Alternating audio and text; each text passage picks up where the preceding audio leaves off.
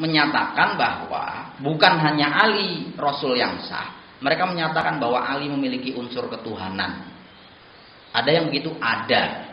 Bahwa Bapak nggak percaya? Sama, saya juga nggak percaya waktu baca itu. Jadi waktu saya baca klasifikasi Syiah itu, ada Isna Asyariyah, Imamiyah gitu ya, ada Zaidiyah gitu ya, terus ada yang Ismailiyah, macam-macam lah faksinya itu kan. Terus ada Syiah Ghulat, jadi sesatnya parah banget gitu. Itu di situ disebut definisinya. Siapa Syiah Ghulat itu? Mereka yang menyatakan Ali punya unsur ketuhanan. Jadi ya adalah keyakinan kita tahu ya, ini ada tisisan Tuhan, ini anak Tuhan, ini keponakan Tuhan, macam-macam gitu. Nih ada Syiah itu menyatakan Ali itu ada unsur ketuhanan. Jadi dia bukan sekedar Rasul, tapi memiliki unsur ketuhanan. Itu waktu baca begitu, apa iya ada kayak begini? Nggak taunya ada Pak. Sampai sekarang di kawasan Afghanistan, di Hindustan itu ada Syiah yang seperti itu. Kalau saya melihat, oh iya pantas saja. Karena kan mereka dulu masuk Islam, kita tahu sejarahnya ya. Ini terakhir nih sebelum ditutup. Karena ya capek juga Pak dari tadi. Bapak kan enak tinggal denger aja ya. Karena saya kalau cerita ini 2 hari 2 malam kuat gitu.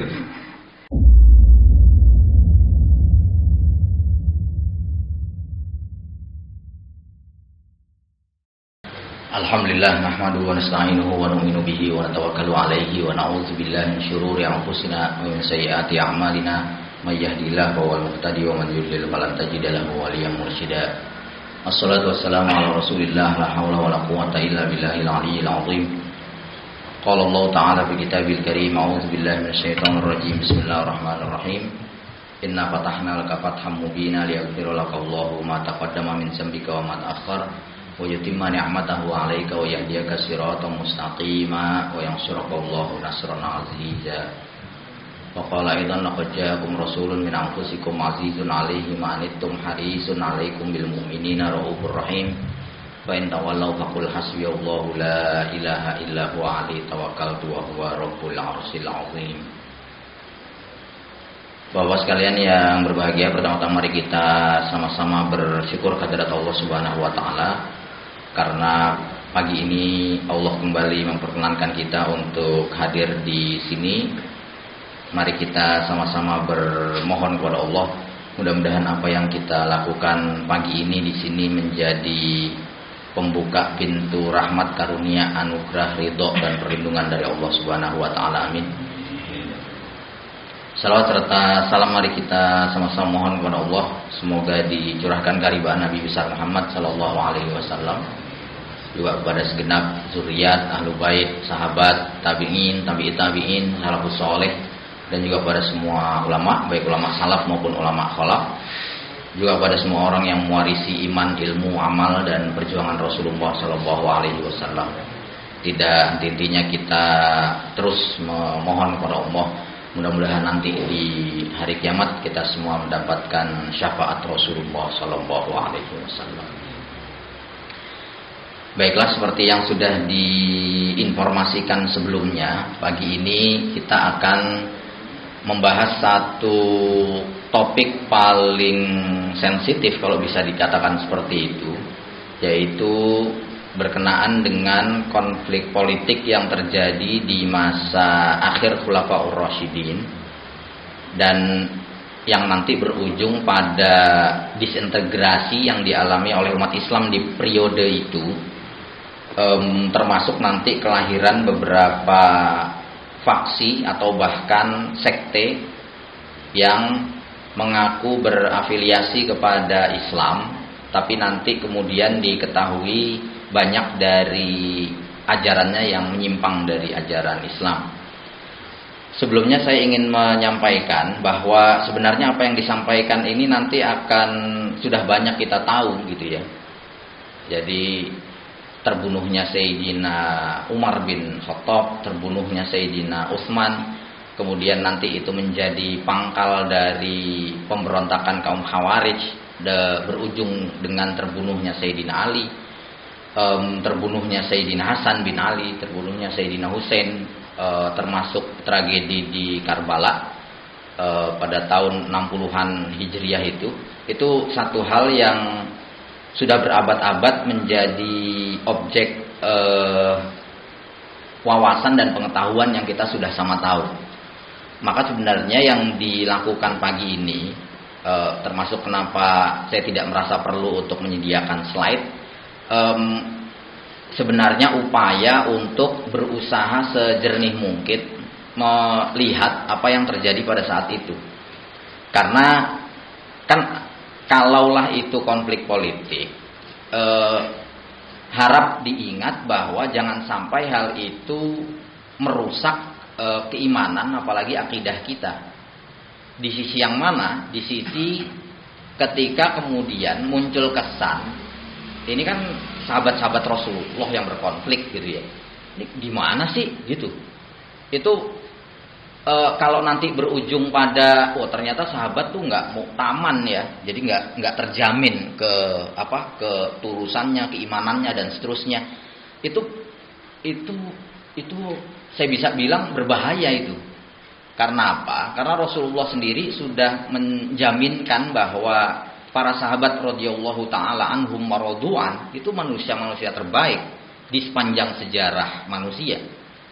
Jadi bagaimana mungkin Rasulullah dan nanti ujung-ujungnya Allah memilih orang-orang yang ternyata salah untuk menjadi sahabatnya Rasulullah. Itu sampai di titik itu bermasalah akhirnya. Nah makanya sebenarnya yang ingin disampaikan pagi ini supaya kita bisa melihat secara seobjektif mungkin, walaupun nanti kendalanya sangat besar ya, karena nanti kan kemana-mana tuh konflik politik masuk ke kawasan teologis seperti yang sudah disampaikan sebelumnya, sampai nanti akhirnya berdampak kepada berbagai dalil dan dalam tanda petik bukti atas apa yang terjadi pada saat itu. Nah repotnya kan ketika seorang itu memiliki kecenderungan politik ke faksi tertentu, ia akan hanya melihat bukti dalil yang cocok dengan pandangan politiknya. Nah itu jadi masalah gitu ya. Nah, tapi ala kulli hal setidaknya kita ingin melihat gitu. Jadi kalaulah nanti ternyata aliran ini sesat ya gitu. Nah itu minimal kita tahu titik sesatnya di mana. Atau ternyata yang ini ya nggak sesat sih, cuma berdosa gitu karena memaki sahabat gitu ya. Nah, minimal kita tahu yang mana itu supaya kita bisa bertambah wawasannya dan tidak mudah bersikap menyamaratakan gitu. Jadi digeneralisir. Semua aliran yang disebut seperti ini baik, semua aliran yang disebut seperti ini buruk gitu ya. Nanti dulu gitu ya. Nah, makanya itu yang ingin disampaikan. Itu yang pertama. Terus yang kedua, seandainya pun nanti yang disampaikan ini berbeda dengan yang Bapak Ibu sekalian ketahui, nggak ada masalah juga gitu ya. Karena apa yang saya sampaikan ini kan sesuai dengan ya bodohnya saya, taunya cuma itu gitu ya. Nanti kalau ada pandangan berbeda atau saya dengernya nggak gitu Ustaz gitu ya, itu dipersilahkan. Karena bagus dan baik saja itu untuk menambah wawasan kita supaya tahu. Karena Pak, bahkan bagi mereka yang bersungguh-sungguh untuk melakukan studi atas periode ini, itu rumit. Karena kalaupun dilacak nanti sumbernya, tetap ujung-ujungnya afiliasi politik tuh muncul. Yang akhirnya, ini dalilnya yang meriwayatkan siapa. Ternyata dia tuh dulu gerombolan pembela siapa, itu selalu muncul seperti itu. Nah makanya sampai di titik itu, sebagaimana yang kita bahas kemarin itu ada posisi ketika kemudian kita hanya menyatakan ya Allah aku nggak tahu nih soal ini. Jadi yang aku tahu sih disampaikan lewat buku yang aku baca, lewat orang yang aku dengar gitu ya, lewat sumber yang aku anggap terpercaya, ya begitu. Soal dulu ternyata begitu atau enggak, wallahu a'lam. Karena tidak ada bukti valid yang tingkat validitasnya itu sampai tidak mungkin tidak seperti itu, kan nggak bisa ya. Jadi kalau dulu misalnya perang Siffin itu ada rekaman videonya, nah itu kan bisa tuh. Walaupun nanti debatable juga soal itu, tapi kan enggak. Yang kita temukan kan narasi-narasi yang dituturkan oleh sekian ratus, sekian ribu orang gitu. Yang sekali lagi pasti perspektifnya berbeda. Jadi bayangkan saja kalau orang dengan satu kecenderungan mazhab, aliran politik yang sama itu sangat mungkin memiliki perspektif berbeda untuk memotret satu kejadian. Apalagi kalau pandangannya sudah berbeda, itu tambah berbeda lagi. Apalagi kalau kemudian apa yang disampaikan tuh tendensius. Jadi demi menghujat siapa gitu, wah itu udah lebih kacau lagi gitu ya. Nah, jadi yang ingin diserukan sebenarnya, ayo kita lihat lebih jernih gitu, lebih objektif. Kalau kemudian dari kalangan kita Sunni memiliki literatur ini, rujukannya ini gitu ya, dipotret peristiwa itu seperti ini, oke. Terus nanti kalau di kalangan luar Sunni gitu ya, baik yang cenderung ke kirinya sangat jauh maupun nggak terlalu jauh gitu ya, ya itu mestinya juga dielaborasi gitu. Jadi nggak ada buruknya insya Allah kita mengeksplorasi tentang itu sebanyak-banyaknya. Supaya apa? Supaya kita bisa menarik benang merah dari apa yang terjadi pada saat itu. Tapi ala kulli hal, yang terpenting itu tadi, bahwa jangan sampai kemudian akidah kita bercacat hanya karena kita salah sangka. Karena ini melibatkan pribadi-pribadi yang sudah digelari radhiyallahu taala anhu. Allah tuh ridho sama mereka. Ini pribadi-pribadi Pak, yang jangan lupa Pak, itu seandainya mereka bersedekah segenggam gandum, itu nggak tertandingi oleh sedekah kita segunung emas. Dan yang bilang begitu Rasulullah. Jadi nggak mungkin kita ngebantah itu gitu ya. Karena Rasul menyatakan itu ahsal korni sumal laziyalihim. Jadi generasi terbaik itu ya generasiku. Kemudian yang setelah itu. Itu soal takwil, interpretasi, tafsir dan seterusnya berbeda-beda silahkan.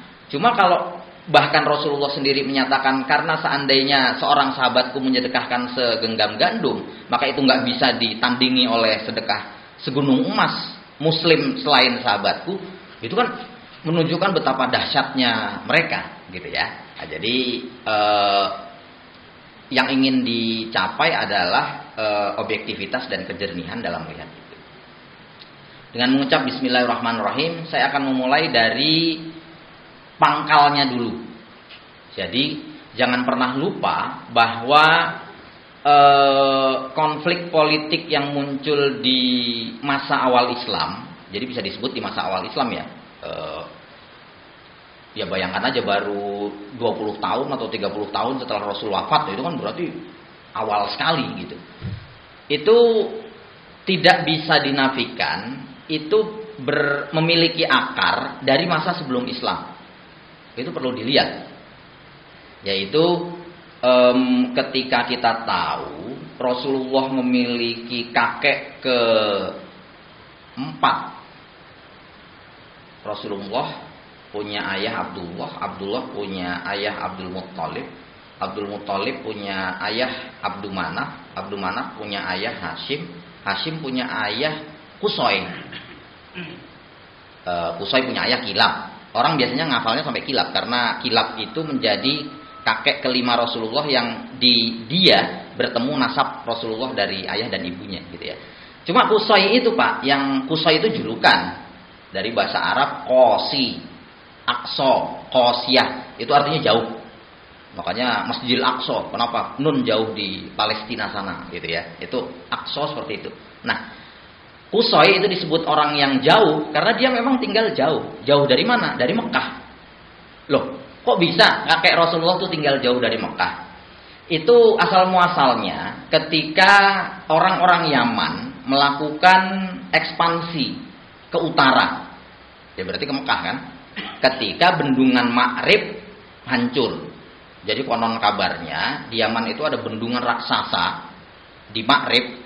Kalau di buku-buku sejarah sih agak kontroversial tuh, karena dianggap itu sudah ada sejak zaman Sulaiman, Balkis. Betul. Jadi bisa dibayangkan seperti itu, versinya macam-macam gitu ya, berkenaan dengan bendungan itu. Tapi pokoknya itu hancur. Maka kemudian mereka melakukan ekspansi ke utara. Itu membuat penduduk Mekah pada saat itu mengungsi ke kawasan pelosok. Qusay lah orang yang berhasil menggalang kekuatan orang-orang Mekah untuk merebut kembali negeri mereka dari tangan, dalam tanda kutip, penjajah dari Yaman. Nah, makanya sejak saat itu, setelah ya bisa jadi ribuan tahun ya, sejak masa Ibrahim itu kan urusan Mekah Ka'bah kan berada di Bani Ismail. Singkat, Ibrahim punya anak pertama dari istri kedua, tinggal di Wadin Wairi Zizar'in itu semua urusan kan di tangan dia. Sampai nanti kabilah Jurhum minta izin untuk menetap di situ, akhirnya berketurunan Bani Ismail itu jadi Arab Musta'ribah. Jadi Arab kan ada 3 tuh, Baidah, Aribah, Musta'ribah. Baidah tuh yang udah musnah, nggak ada sumber tentang mereka kecuali dari kitab-kitab suci karena musnah. Baidah, penghuni Hijaz dulu banget, yang saking dulunya nggak ada penjelasan tentang mereka kecuali di kitab suci. Nah, setelah itu yang Aribah. Aribah tuh penduduk Hijaz asli Arab, Arib. Nah, setelah itu Musta'ribah, blasteran. Makanya Musta'rib itu artinya bukan Arab tapi jadi Arab gitu ya. Nah, siapa itu yang Musta'rib? Bani Ismail. Loh, kok Bani Ismail bukan Arab tulen, blasteran? Karena Ismail itu bukan orang Arab. Jangan lupa ya. Ismail itu ayahnya Ibrahim. Ibrahim itu orang mana? Orang Palestina? Bukan. Tinggalnya di Palestina, asalnya dari Babilonia. Babil sih disebut. Itu kita boleh berdebat tuh Babilnya Babilonia atau bukan, gitu ya. Tapi bahwa itu berada di kawasan luar Arab, diduga di kawasan Irak itu, Mesopotamia, itu Allahu a'lam. Tapi singkatnya, keturunan mereka lah yang nanti memiliki dominasi untuk tinggal dan akhirnya berkuasa di Mekah itu. Jadi tempat suci dan seterusnya. Itu kan semua urusan di tangan mereka. Sampai nanti kemudian Qusay merebut tanah kelahirannya lagi, semua urusan di tangan Qusay. Sampai akhirnya di masa generasi berikutnya itu terpecah antara keturunan Hashim, kakek Rasulullah, dengan keturunan Umayyah. Umayyah itu anaknya Abdus Syams, satu kakek memang. Jadi itu terpecah, singkatnya seperti itu. Yang proporsi pembagiannya, jadi jatah jobnya, kalau Bani Hashim itu ngurusi Masjidil Haram. Jadi urusan kiswah, haji, jangan lupa haji itu ratusan tahun begitu ya, walaupun nanti diselewengkan oleh kaum jahiliyah, tapi tradisi Ibrahim, Ismail itu berlanjut, termasuk haji jahiliyah itu. Nah itu yang ngurusi Bani Hashim. Kiswah Ka'bah begitu juga, sumur Zam-Zam begitu juga, sampai nanti kemudian hilang dan seterusnya itu di tangan mereka. Sementara Bani Umayyah itu mengurusi urusan-urusan kenegaraan, pajak, perang, gitu ya, pasar dan seterusnya. Ketika Rasulullah muncul, itu urusan itu kan dipegang oleh Rasulullah. Yang notabene Rasulullah itu Pak Bani Hashim. Nah ini sampai sini kita harus hati-hati betul. Tapi bahwa Rasulullah sudah memperingatkan tentang itu iya. Jadi kan Rasulullah pernah memperingatkan loh. Dan itu masyhur ya hadisnya. Tidak lama setelah aku mati, kalian akan kembali seperti jahiliyah lagi. Waktu itu sahabat ada yang tanya, wahai Rasul, kami jahiliyah lagi, nyembah patung lagi, gitu maksudnya. Terus kata Rasul, bukan. Tapi kalian akan bersikap seperti orang jahiliyah. Sikap orang jahiliyah itu Pak, itu fanatisme terhadap kelompoknya itu luar biasa keras. Makanya ya karena mereka nomaden ya, jadi ikatan darah tuh di atas segalanya. Suku lain dianggap musuh kalau nggak cocok gitu. Itu ya kondisinya keras seperti itu, geografisnya, terus kondisi fisik biologisnya juga seperti itu. Makanya ya wajar kalau ribuan tahun mereka terasah seperti itu, terus sikapnya begitu tuh sangat wajar gitu ya. Nah, ketika kemudian Islam muncul mendamaikan itu, termasuk nanti Khazraj dan Aus di Yathrib yang kemudian diubah namanya oleh Rasulullah menjadi Madinah, itu ya gitu juga. Tapi kemudian Rasul mengingatkan itu, nanti nggak lama setelah aku mati kalian akan kembali tuh. Yang suku kabilah apa mengagulkan kabilahnya, yang suku kabilah apa memaki kabilah yang lainnya, itu yang sudah diperingatkan oleh Rasulullah. Sampai pada puncaknya ketika Sayyidina Utsman ibni Affan terbunuh. Jadi kalau di beberapa literatur disebutkan itu biang keladi pembunuhan itu kan para pemberontak Khawarij yang berasal dari kawasan pelosok, seringkali disebut dari arah Mesir. Gubernurnya Amr bin As, gitu ya. Makanya nanti Khawarij itu berusaha merancang konspirasi untuk menghabisi 3 orang. Ali bin Abi Thalib, Muawiyah bin Abi Sufyan, dan Amr bin As. Ali dianggap cacat karena tidak sanggup meredam konfliknya dengan Muawiyah bin Abi Sufyan. Muawiyah dianggap cacat karena ia berkonflik membangkang terhadap Ali. Dan Amr bin As dianggap cacat karena tidak sanggup meredam pemberontakan. Itu kan kita tahu tuh. Kemudian Sayyidina Utsman terbunuh, macam-macam lah versinya. Tapi pokoknya bahwa beliau itu terbunuh, iya. Bahwa pada saat itu beliau dijaga sebenarnya oleh sahabat-sahabat terbaik atau setidaknya anaknya Abdullah bin Umar gitu ya. Terus beberapa ahlu bait Rasulullah gitu melakukan penjagaan terhadap rumahnya. Karena Sayyidina Utsman itu rumahnya besar, kan kita tahu dia sangat kaya ya. Makanya di literatur Islam, sependek pengetahuan saya, tempat tinggal yang disebut qasr dari keempat khulafaur rasyidin, qasr itu istana, itu cuma Utsman. Yang lainnya enggak, karena biasa aja. Cuma Utsman megah rumahnya. Nah itu kabarnya di masa pemberontakan rumahnya dikepung itu berhari-hari Utsman di atas. Cuma kalau sholat kan dia turun karena sumurnya di bawah. Nah terus ya udah kejadian itu. Satu subuh dia turun, sholat subuh, baca Al-Quran, terus pemberontak masuk, tidak tertahan, akhirnya terbunuh. Itu sampai sekarang pelaku pembunuhnya aja Allahu a'lam itu. Walaupun ada disebut nama tertentu gitu ya. Tapi apa ia seperti itu? Nggak jelas juga. Tapi bahwa itu terjadi pada saat pemberontakan kaum Khawarij, iya. Singkat supaya tidak terlalu panjang.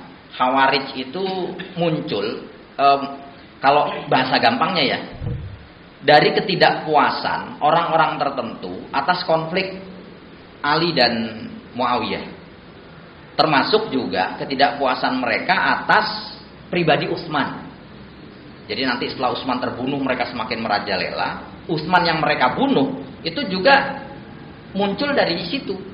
Nah kalau di salah satu buku yang menjelaskan kekhalifahan Sayyidina Utsman, itu ada beberapa poin yang membuat kaum Khawarij menyatakan Utsman tidak layak menjadi khalifah. Itu macam-macam Pak. Sampai akhirnya di poin-poin itu ada hal-hal seperti Utsman cacat keislamannya karena dia itu agak luar biasa ya. Tidak menjamak sholat ketika melakukan safar. Itu bisa dibayangkan tuh. Jadi kalau kemudian kok orang bisa ya berislam sekaku itu. Kita lihat itu sekarang, ya wajar. Karena di masa awal Islam yang kayak begitu udah ada. Jadi poin-poinnya ada sih yang serius gitu ya. Dinyatakan Utsman tidak berbaiat di baiatur ridwan gitu kan. Itu semua poin itu nanti dibantah oleh para ulama. Utsman nggak ikut di baiatur ridwan ya karena kan dia diutus oleh Rasulullah masuk ke Mekah. Singkat lagi, baiatur ridwan itu kan terjadi ketika umat Islam berangkat ke Mekah untuk ziarah ke Baitullah tertahan karena kaum Quraisy khawatir. Ini kalau rombongan sebanyak ini bukan ziarah ini untuk menduduki Mekah gitu. Makanya ditahan kan. Nah itu berhari-hari ditahan itu padahal mereka udah bawa kurban buat sembelihan gitu ya. Akhirnya udah kirim Utsman ke dalam ke Mekah. Itu sampai 2 hari, sebagian riwayat menyebut 3 hari. Utsman nggak keluar-keluar. Muncul desas-desus Utsman dibunuh di dalam. Nah waktu itu Rasulullah menyatakan baiat dari sahabat. Nah baiatnya terjadi di bawah pohon dan menjadi satu-satunya baiat yang disebutkan di dalam Al-Quran. Baiat tahta syajarah itu. Baiat di bawah pohon yang nanti pohonnya ditebang sama Umar karena udah mulai aneh-aneh di masa Umar tuh. Orang lewat situ sholat 2 rakaat gitu ya. Nggak tahu tuh orang Indonesia apa bukan. Orang Indonesia iya Pak, nggak ada sepeda besar Nabi Adam sholat 2 rakaat. Wah, gendit banget kan kita ya. Pengennya sholat 2 rakaat aja karena saking mahal umroh sama hajinya gitu. Itu seperti itu. Nah, ketika baiat itu Utsman nggak ikut berbaiat memang. Itu oleh kaum Khawarij dinyatakan tuh Utsman membangkang terhadap Rasulullah. Padahal kejadiannya di salah satunya sih yang saya terjemahkan itu bukunya dan sudah terbit, itu disebut justru pada saat itu Utsman menjadi sangat istimewa. Kenapa? Karena baiatnya Utsman itu diwakili oleh Rasulullah SAW sendiri. Itu luar biasa tuh.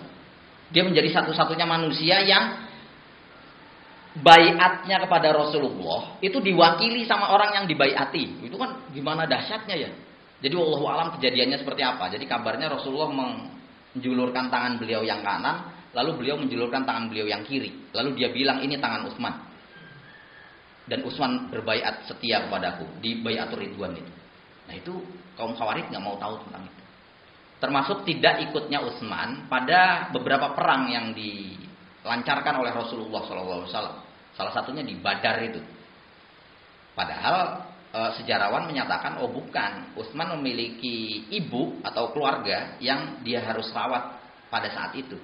Dan kita tahu ketika ada hajat yang lebih besar, ada kepentingan yang lebih besar, sementara ada kepentingan lain yang bisa dilakukan oleh orang lain, itu pasti Rasulullah sudah urus dulu ibumu itu, gitu ya. Jadi ada beberapa poin, nanti kawan-kawan kita bahas tentang Utsman lebih khusus, tapi pokoknya nanti berujung pada pembunuhan Utsman. Nah, Utsman itu kan Bani Umayyah, Pak.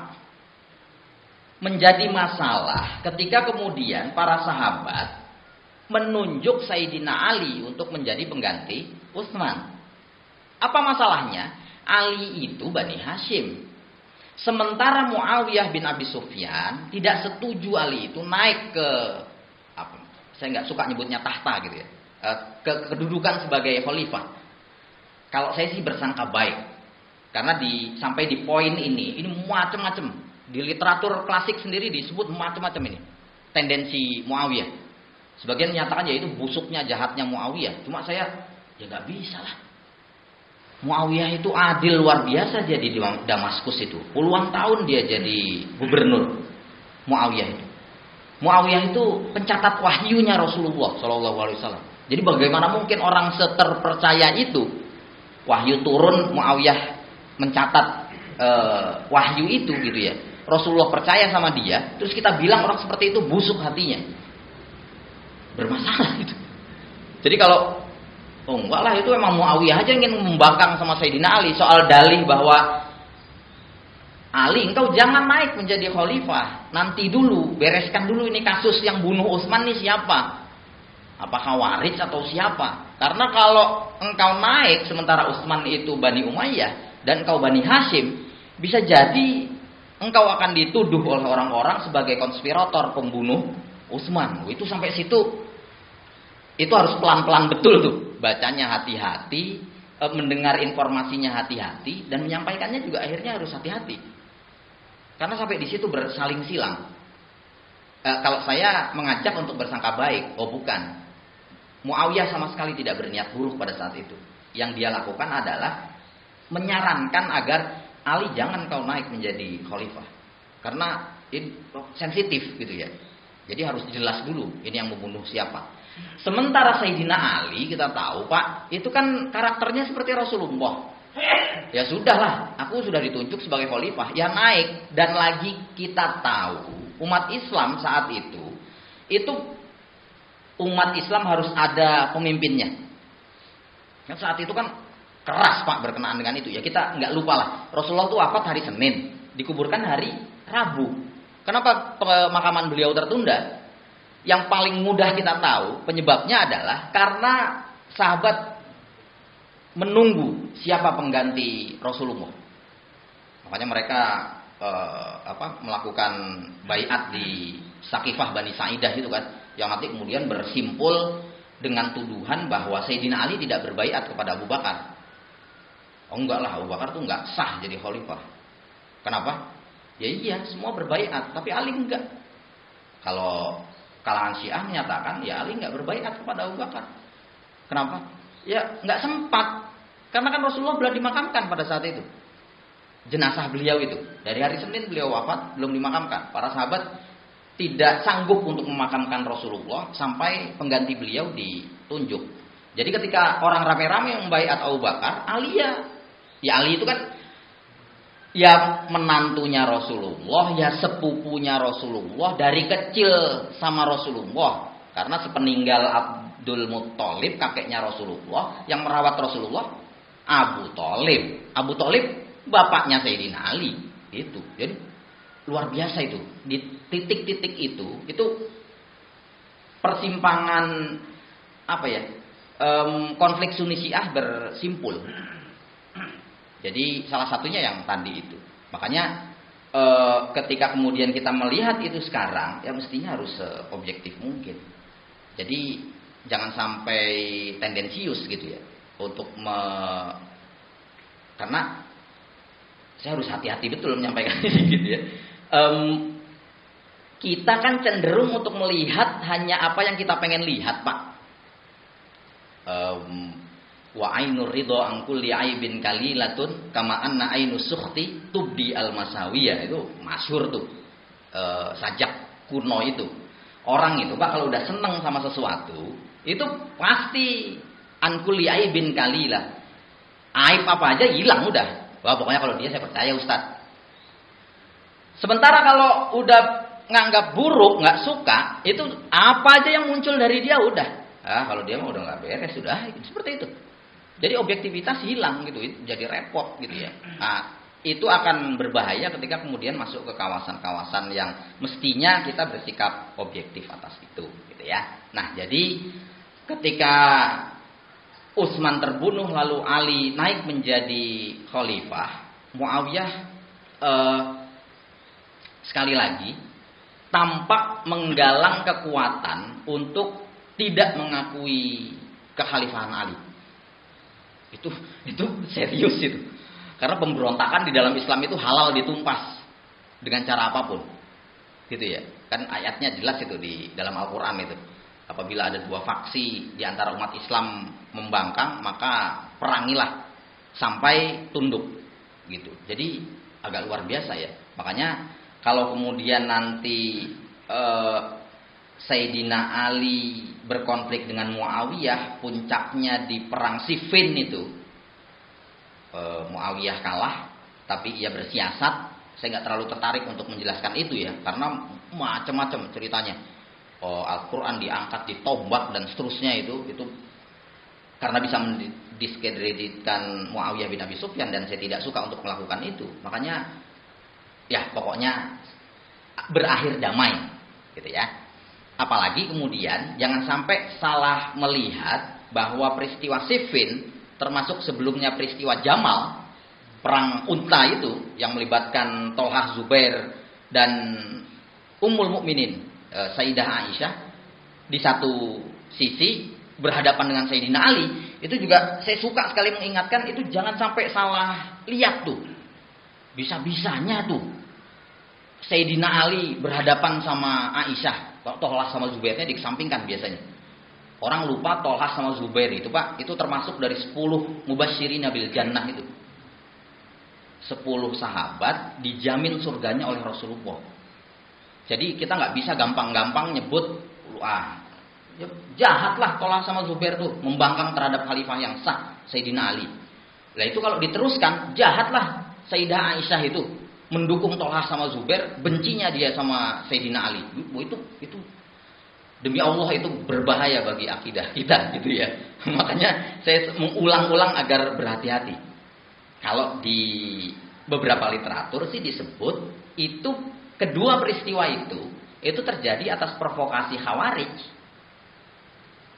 Khawarij itu potretnya orang pelosok, kaku keislamannya gitu ya. Jadi agak puritan. Yang benar ya saya, ente salah. Kalau ente salah berarti ente halal dibunuh. Itu kan ya kalau kemudian sahabat yang enggak utama saja disikapi seperti itu, ya akhirnya ya normal, wajar Khawarij itu punya pandangan begitu. Ya Sayyidina Utsman aja dianggap cacat keislamannya gara-gara kalau bepergian dia nggak jamak kosor aja dianggap salah gitu kan ya. Padahal Sayyidina Utsman kan udah jelas alasannya. Utsman, kenapa engkau udah tinggal di Madinah tapi kalau ke Mekah kau nggak jamak kosor? Buka aja buku fikih Pak. Jadi semua kita tahu Rasulullah itu kalau ke Mekah ketika beliau di Madinah itu melakukan jamak kosor gitu ya. Utsman tidak. Tapi ya mestinya kita tahu kenapa Utsman melakukan itu. Jadi jangan ikut-ikut kayak Khawarij gitu. Rasul aja menjamak ente enggak, kafir. Wah itu gawat tuh.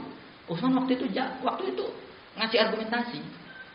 Aku ini tinggal di Madinah. Kenapa aku kalau ke Mekah enggak jamak kosor? Lah aku kan orang Mekah. Aku ke Madinah ngungsi loh. Hijrah itu ngungsi ya Pak. Bukan migrasi. Jangan lupa loh. Hijrah itu eksodus, mengungsi, mencari keselamatan, bukan migrasi. Jadi jangan anggap hijrah itu, oh enggak, hijrah itu ya karena iseng-iseng aja kali Madinah lebih baik gitu, terus ayo kita pindah nyewa truk bak terbuka gitu. Enggak begitu kan kejadiannya. Diam-diam dilakukan sedikit demi sedikit, dikejar-kejar kaum kafir Quraisy. Karena kita tahu pada saat itu keadaan di Mekah luar biasa, tekanannya besar, makanya kemudian Rasulullah memerintahkan sahabat untuk berhijrah. Kalau hijrah itu migrasi, ya ngapain Rasulullah pakai yang dituju Madinah di utara, tapi beliau keluar Mekah lewat selatan. Sampai ketika terbangun kan tuh preman-preman Arab itu, loh kok Muhammadnya udah nggak ada? Ada tuh selimut masuk, dibuka Ali kan gitu ya. Saya nggak ulang ceritanya itu. Terus kan mereka ngejar itu. Ditanya kemana? Ada yang lihat Muhammad? Iya. Kemana dia? Ke selatan. Oh ke Yaman dia berarti. Ke laut terus nanti nyebrang ke Habasyah seperti hijrah pertama. Hijrah pertama yang Rasul gak ikut itu kan ke Habasyah. Lewatnya mana? Selatan. Ke Yaman. Nyebrang ke Abyssinia. Ke Ethiopia sekarang itu. Minta suaka ke Raja Negus. Raja Najasyi itu. Hijrah pertama seperti itu. Nah. Oh berarti gitu juga nih. Muhammad lari ke sana. Itu kan bersiasat. Karena kemudian nanti beliau berbelok. Dan jalannya zigzag kan. Karena apa? Dikejar. Lah jadi hijrahnya itu mengungsi memang. Karena ditekan oleh kaum musyrik.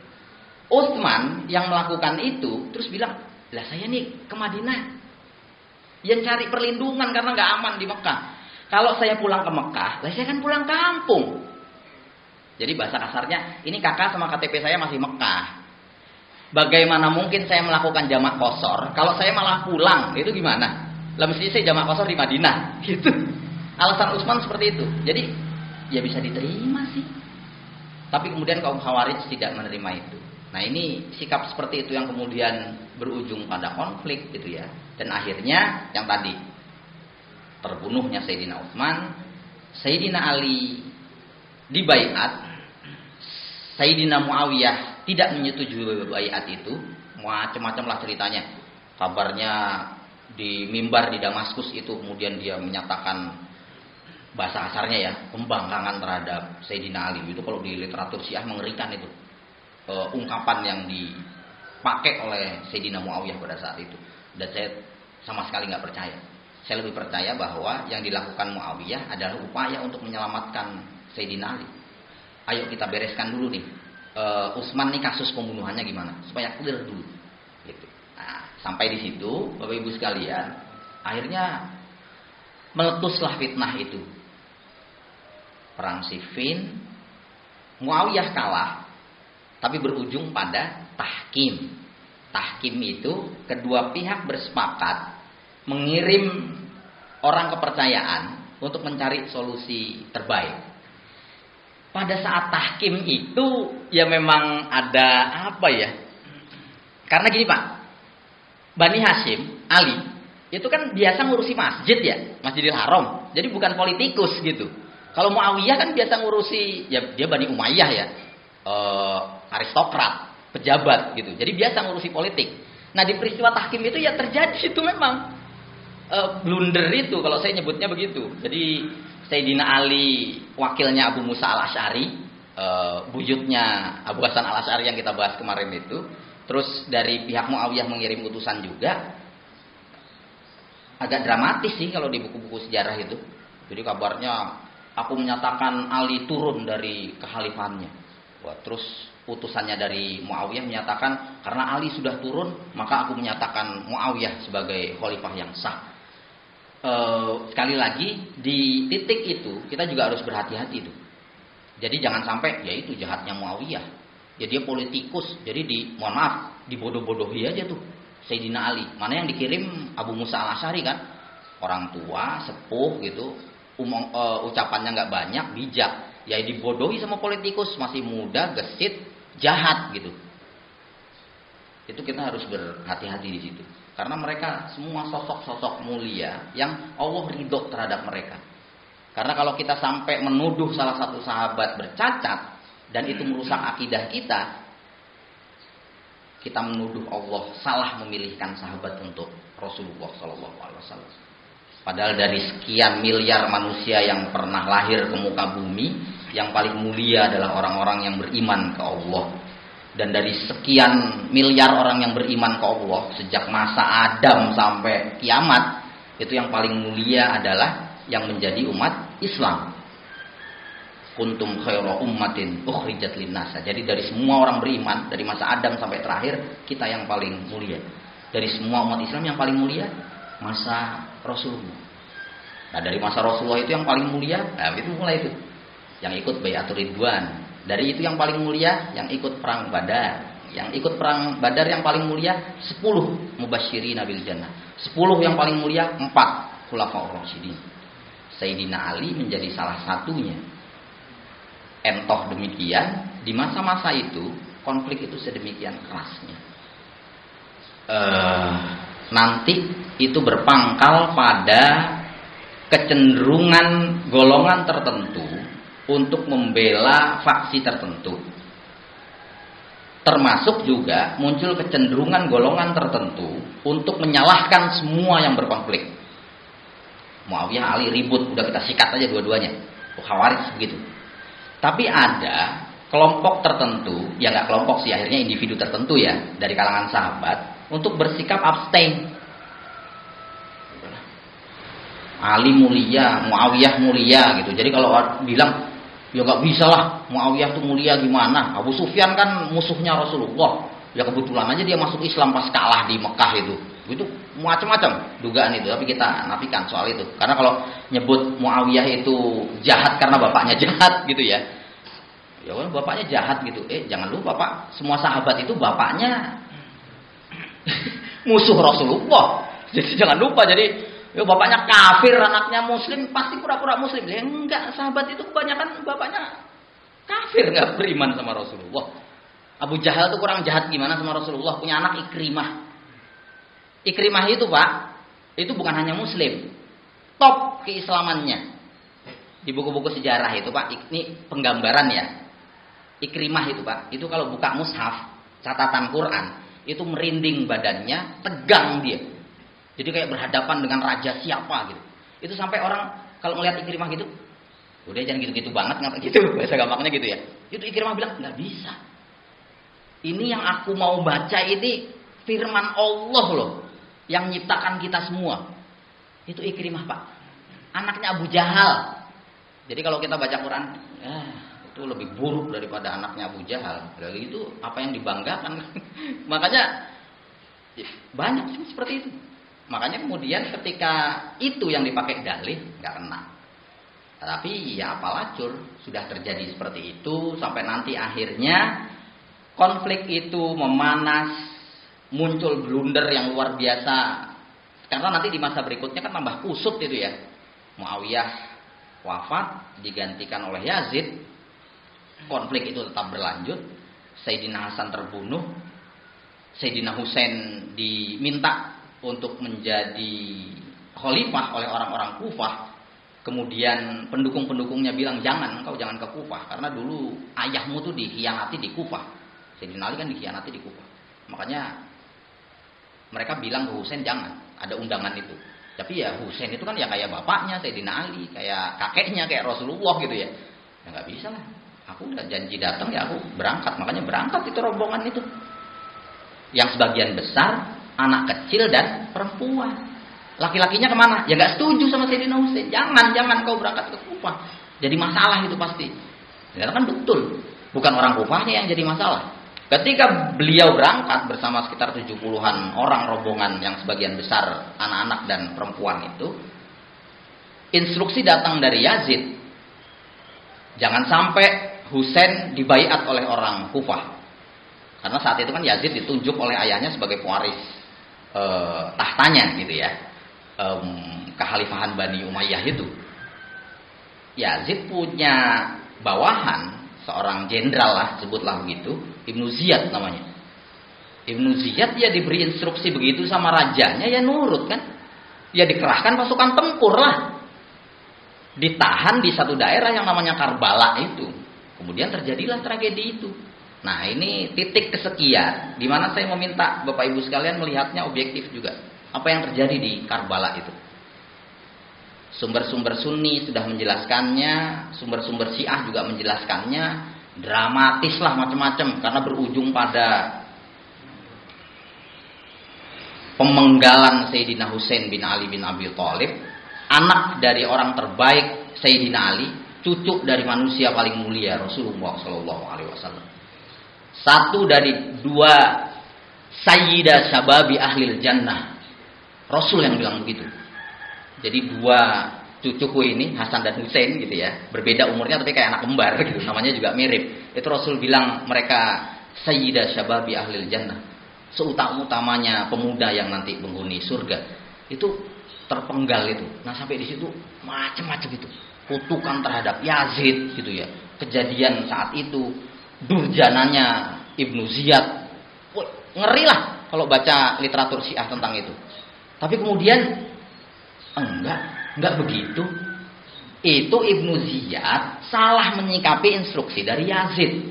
Soal Yazid itu bercacat, jahat dan seterusnya, yaitu tinggal cari literaturnya mana gitu ya. Jadi bahwa Muawiyahnya kayak begitu ya, Yazidnya kayak begitu itu silahkan gitu ya. Tapi ada yang menyatakan itu salah persepsi. Jadi dikiranya halalkan segala cara, pokoknya jangan sampai Husain tembus masuk Kufah. Makanya kemudian dilakukan itu. Konon kabarnya ketika kepala Husain itu dibawa ke depan Yazid, itu Yazid marah. Sungguh seandainya saat ini Ibnu Ziyad ada di depanku, pasti akan aku pancung dia. Macam-macam lah versinya tentang itu. Tapi pokoknya Yazid kecewa bahwa ini nggak begini-begini banget, ini cucu Rasulullah. Kenapa diperlakukan seperti ini? Itu ada yang versinya begitu. Tapi kalau versi yang yang keras ya enggak ya. Jadi macam-macam itu mengerikan Pak. Jadi kepalanya ditendang dan segala macam itu ngilu lah kalau baca itu. Makanya luar biasa ya. Dan itu menjadi salah satu poin yang menjadi titik sentral doktrin Syiah kan di Karbala itu. Sampai dianggap tanahnya suci kan.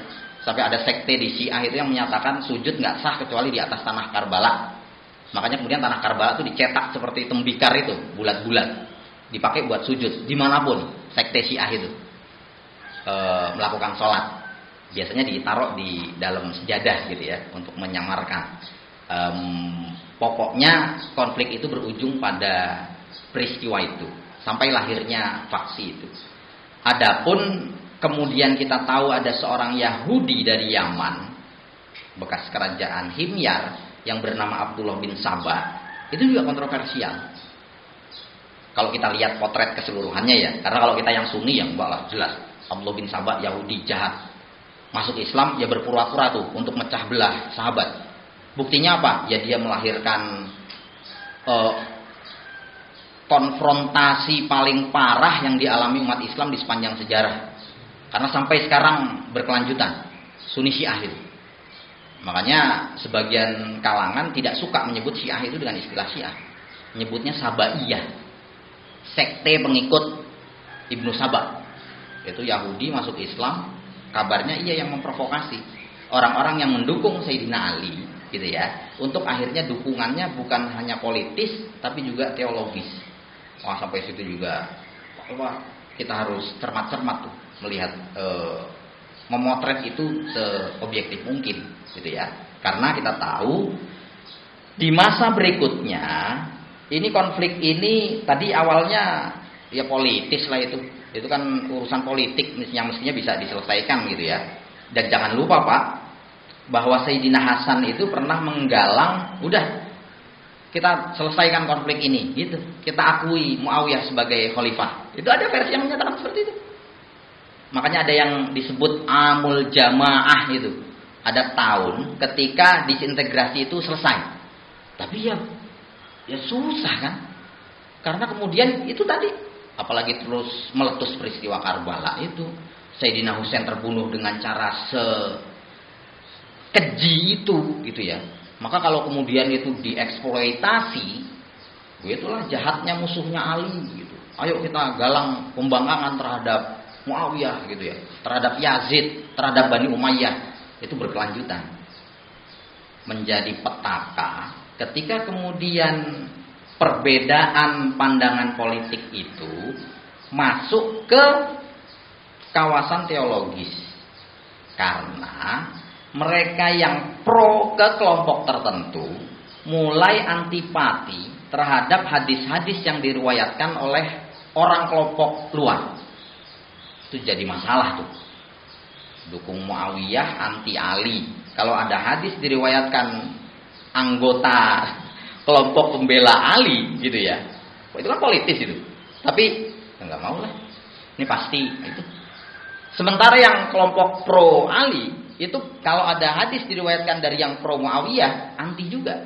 Nah, itu akhirnya berkepanjangan, berbuntut kemana-mana, nyala apinya bukan hanya dalam sekam, udah berkobar kemana-mana.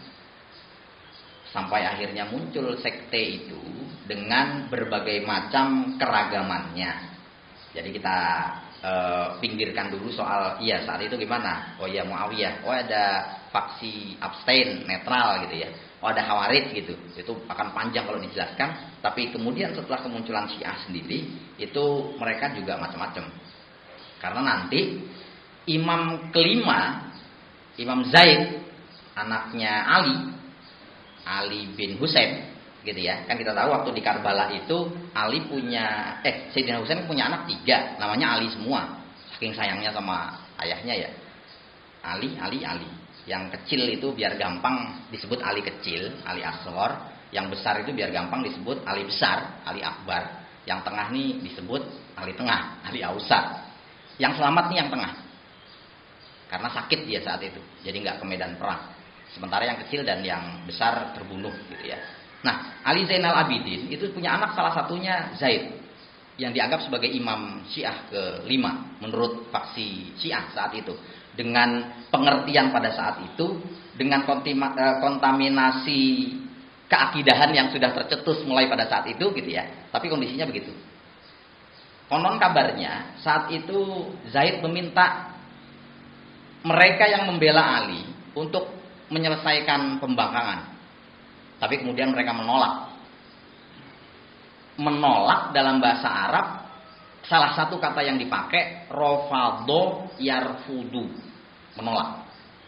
Kabarnya waktu itu Imam Zaid bilang ke orang-orang itu, qad rafattumuni, kalian membangkang terhadap aku. Diajak damai kok nggak mau? Oh enggak, pokoknya Ali, Ahlul Bait gitu. Jadi membangkang mereka. Sampai kemudian akhirnya muncul orang-orang yang pembela Ali, mengikuti ajakannya Zaid bin Husain bin Ali gitu. Sampai akhirnya muncul faksi yang disebut Syiah Zaidiyah. Sampai sekarang Syiah Zaidiyah itu dikenal Syiah yang paling dekat dengan Ahlussunnah wal Jamaah. Kabarnya begitu. Karena nanti cabang yang satu lagi kan jadi Isna Asyariyah, Imamiyah gitu ya. Dan itu nggak satu Pak. Jadi nggak bisa kalau dibilang, oh iya semua Syiah menganggap Rasulullah Muhammad tuh bukan Rasul, tapi Ali yang Rasul. Nggak begitu. Karena macam-macam. Jadi kalau degradatif ya, yang paling soft itu yang menyatakan bahwa Ali khalifah yang sah setelah wafatnya Rasulullah. Jadi soal menghujat Abu Bakar atau tidak itu soal lain. Tapi pokoknya bukanlah. Bukan. Karena Rasulullah tuh pernah mengamanatkan itu kepada Ali. Macam-macam lah gitu ya. Jadi Abu Bakar nggak sah. Yang agak keras lagi itu yang menyatakan bahwa Abu Bakar merampas kekhalifahan itu dari Sayyidina Ali. Itu bisa-bisanya Abu Bakar aja tuh. Ngumpulkan di Sakifahnya Bani Sa'idah untuk menggalang kekuatan sahabat. Mestinya kan yang hak Ali tuh. Alinya repot lagi ngurusi jenazah Rasulullah. Abu Bakar menggalang perampasan terhadap haknya Ali. Itu ada tuduhan seperti itu. Jadi yang lebih keras lagi, mereka yang menyatakan bahwa Ali itu Rasul yang sah, bukan Muhammad. Ada sih begitu itu. Jadi kalau yang satu ya enggak, Rasulnya Muhammad. Tapi kalau Ali ini bukan, dia wali yang paling sah setelah Rasulullah. Jadi Abu Bakar jahat, Umar jahat, Aisyah apalagi gitu ya. Sampai mereka mengutuk-ngutuk di kunut mereka itu. Jadi ada kunut Syiah itu, browsing di YouTube Pak, ada. Iya, di YouTube ada kunutnya orang Syiah. Ini kalau orang Syiah dengar ya tahu mereka juga baca ini gitu. Allahumma al'an a'da'aka ajma'in, siyama Abu Bakrin wa Umar wa Aisyah. Kuat kok hafal, jangan-jangan Syiah. Enggak Pak, enggak Syiah. Saya dengar itu sekali, ingat Karena saking mengerikannya doa itu. Allahumma il'an a'da'aka ajmain. Ya Allah, laknatlah semua musuhmu. Siyama Abu Bakrin wa Umar wa Aisyah. Khususnya si Abu Bakar, si Umar dan Aisyah. Itu saya ngeri tuh dengar doa itu. Jadi luar biasa ya, apa saat itu gitu. Jadi ketika kemudian itu muncul, kemudian mereka menghujat sahabat, ya agak lumayan. Karena bahkan ada yang menyatakan bukan, Muhammad itu bukan Rasul yang sah. Yang sah itu Ali. Loh kok bisa begitu? Coba. Itu saat itu gimana hubungan Ali sama Muhammad? Dekat apa jauh? Ya dekat banget. Dekat banget apa dekat banget gitu? Ya dekat banget. Karena selapik ketiduran ya, kita tahu kan. Mereka berayah yang sama. Yang satu ayah angkat bahasa gampangnya gitu, yang satu ayah kandung gitu kan ya, Abu Thalib itu. Makanya dekat memang. Apalagi kemudian kita tahu karena Ali itu senasab dengan Rasulullah, wajar kalau wajahnya mirip. Jibril itu Mas, itu salah mengidentifikasi Rasul yang pas. Jadi mestinya Ali, cuma karena si Muhammad nih mirip mukanya sama Sayyidina Ali, yang dikasih wahyu Muhammad. Ada Pak yang begitu itu. Saya berani nyampaikan ini karena memang ada yang begitu. Itu kan mirip mereka itu. Kita tahu itu ya, semirip-miripnya sahabat dengan Rasulullah Ali. Nanti punya anak dua, Hasan Husain. Hasan tuh mirip dengan Rasulullah dari pusar ke bawah. Kalau Husain mirip dengan Rasulullah dari pusar ke atas. Tapi jangan tanya saya benar begitu atau enggak. Saya karena enggak punya fotonya soalnya. Tapi ada yang menyatakan begitu itu. Jadi ya itu salahnya Jibril lah, salah ngasih wahyu dia. Mestinya ke Sayyidina Ali cuma karena mirip akhirnya ke Rasulullah. Ada yang begitu. Yang lebih parah dari itu ya ada menyatakan bahwa bukan hanya Ali Rasul yang sah, mereka menyatakan bahwa Ali memiliki unsur ketuhanan. Ada yang begitu? Ada. Bahwa Bapak nggak percaya? Sama, saya juga nggak percaya waktu baca itu. Jadi waktu saya baca klasifikasi Syiah itu ada Isna Asyariyah, Imamiyah gitu ya, ada Zaidiyah gitu ya, terus ada yang Ismailiyah, macam-macam lah faksinya itu kan. Terus ada Syiah Gulat, jadi sesatnya parah banget gitu. Itu di situ disebut definisinya. Siapa Syiah Gulat itu? Mereka yang menyatakan Ali punya unsur ketuhanan. Jadi ya adalah keyakinan kita tahu ya, ini ada tisisan Tuhan, ini anak Tuhan, ini keponakan Tuhan, macam-macam gitu. Nih ada Syiah itu menyatakan Ali itu ada unsur ketuhanan. Jadi dia bukan sekedar Rasul, tapi memiliki unsur ketuhanan. Itu waktu baca begitu, apa iya ada kayak begini? Nggak taunya ada Pak. Sampai sekarang di kawasan Afghanistan, di Hindustan itu ada Syiah yang seperti itu. Kalau saya melihat, oh iya pantas saja. Karena kan mereka dulu masuk Islam, kita tahu sejarahnya ya. Ini terakhir nih sebelum ditutup. Karena ya capek juga Pak dari tadi. Bapak kan enak tinggal denger aja ya. Karena saya kalau cerita ini 2 hari 2 malam kuat gitu. Karena kita tahu kan, jadi setelah Persia runtuh di masa Umar, itu kan banyak orang yang masuk Islam bukan karena ketulusannya. Oh iya nih Islam benar. Jadi jangan bayangkan kayak zaman sahabat Pak. Zaman sahabat tuh Islam ditindas. Yang ikut orang-orang susah, terjajah, terpinggirkan. Mau-maunya mereka masuk Islam. Ya udah jelas hidayah lah itu. Islam ditindas di mana-mana kok dia mau masuk Islam gitu kan ya. Nanti ada kelas kedua. Masuk Islam setelah Fatu Makkah. Waduh. Quraisy saja kalah sama Muhammad. Ya udah saya ikut masuk Islam gitu. Ada yang begitu. Nah, nanti di masa berikutnya itu tambah payah lagi. Ada sekian banyak kerajaan tadinya dijajah oleh Persia di timur, dijajah oleh Romawi di barat, itu dibebaskan oleh Sayyidina Umar. Dilanjutkan itu pada masa Utsman dan selanjutnya. Itu banyak orang yang masuk Islam. Wah, ini udah masuk Islam semua, masa saya enggak masuk Islam? Ajaran lamanya masih dilakukan, masih diyakini. Islamnya hanya sekedar Islam aja. Masih nyembah patungnya, masih mendewa-dewakan dewa-dewanya gitu ya. Sampai kemudian ketika ia mempelajari Islam, oh Islam ya mirip lah. Asmaul Husna aja ada 99, saya punya dewa ini, dewa ini, dewa ini. Jangan-jangan sama ya. Jadi ada dewa ini merawat alam semesta, yaitu Allah Rahman lah. Wah, ada dewa ini menghancurkan, yaitu Allah Jabbar, Muntaqim gitu. Itu ada Pak yang seperti itu. Jadi dianggap 99 asma Allah itu dewa-dewa, itu ada yang seperti itu. Itu gimana kayak begitu tuh? Dan itu marak ketika kawasan-kawasan tertentu yang ditaklukkan oleh Islam dalam tanda petik gitu ya, karena yang terjadi pembebasan sebenarnya dari tangan Persia itu mengalami hal itu. Dan jangan lupa, ini terakhir banget nih, ini benar-benar terakhir ya. Tadi intronya.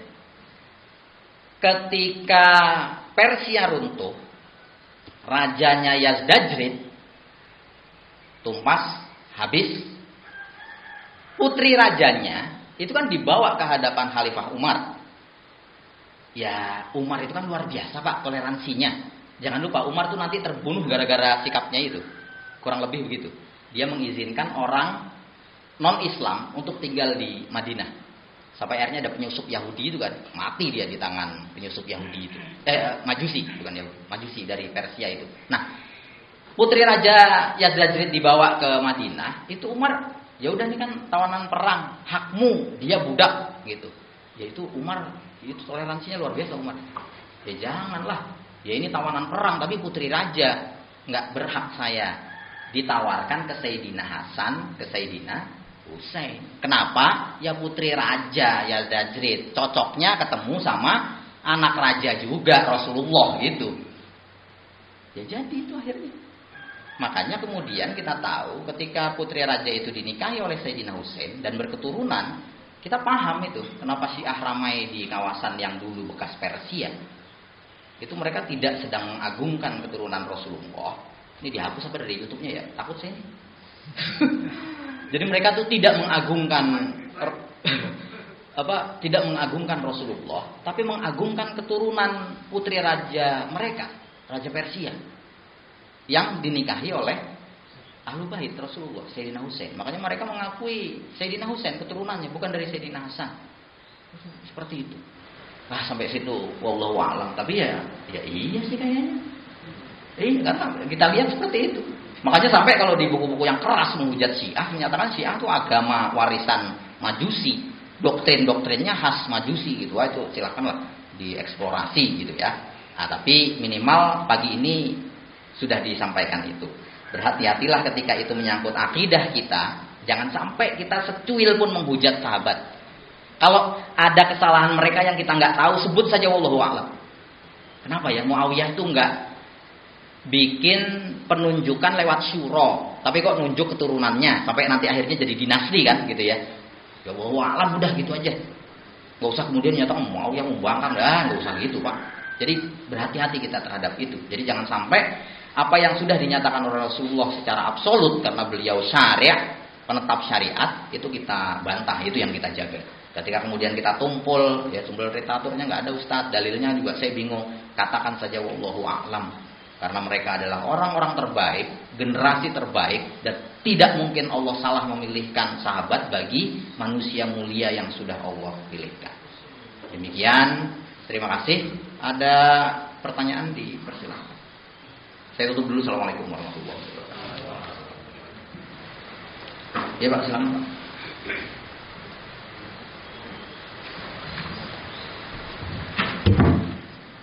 Assalamualaikum warahmatullahi wabarakatuh. Bagaimana sikap Ustaz di sekitar keluarga, ini bukan tetangga ya, di dalam keluarga Ustaz ada anggota keluarga yang beragama Ahmadiyah dan beragama Syiah. Terus keduanya, usaha apa Ustaz untuk meyakinkan bahwa mereka itu salah? Terima kasih Ustaz. Assalamualaikum warahmatullahi wabarakatuh. Waalaikumsalam. Ada lagi Pak, silakan.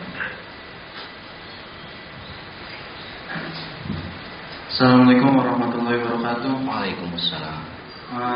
Jadi gini Ustaz, dari literatur Syiah yang beberapa saya tahu dan sedikit saya baca, diantaranya Al-Kafilul Kulaini dan Biharul Anwar, kan disebutkan bahwa sebenarnya Rasul ini sudah memberikan wasiat kepada Ali bahwa dia itu yang seharusnya menjadi khalifah setelah dia, walaupun ini sudah pasti dusta. Nah kemudian doktrin inilah yang diambil oleh Abdullah bin Sabah. Walaupun Abdullah bin Sabah ini kan diperdebatkan eksistensinya ya Ustaz, apakah dia tokoh fiktif atau beneran ada. Kemudian dia yang memobilisasi masyarakat Kufah untuk memberontak sampai akhirnya kan mengepung rumahnya Sayyidina Utsman bin Affan. Tapi yang menjadi pertanyaan saya, mengapa doktrin itu gampang sekali mencokol, padahal Islam baru saja terbentuk dan baru saja sempurna, dan di situ masih banyak sahabat-sahabat senior yang ilmunya mendalam. Lalu kemudian pertanyaan kedua, kan disebutkan dalam hadis Nabi, tamruqu mariqah hina furbatan minal muslimin taqtuluha awla ta'ifatun 'alal haq, bahwa ketika ada suatu golongan yang muncul yang dimaksudnya itu adalah Khawarij, maka akan diperangi oleh dua golongan yang lebih utama di atas kebenaran. Kan ini merujuk kepada golongan Ali yang memerangi Khawarij. Nah, apa yang membuat Ali ini disebut oleh Rasulullah lebih utama di atas kebenaran daripada Muawiyah, Ustaz? Ya, sekian Ustaz. Wassalamualaikum warahmatullahi wabarakatuh. Waalaikumsalam. Ada lagi? Ada lagi, silakan.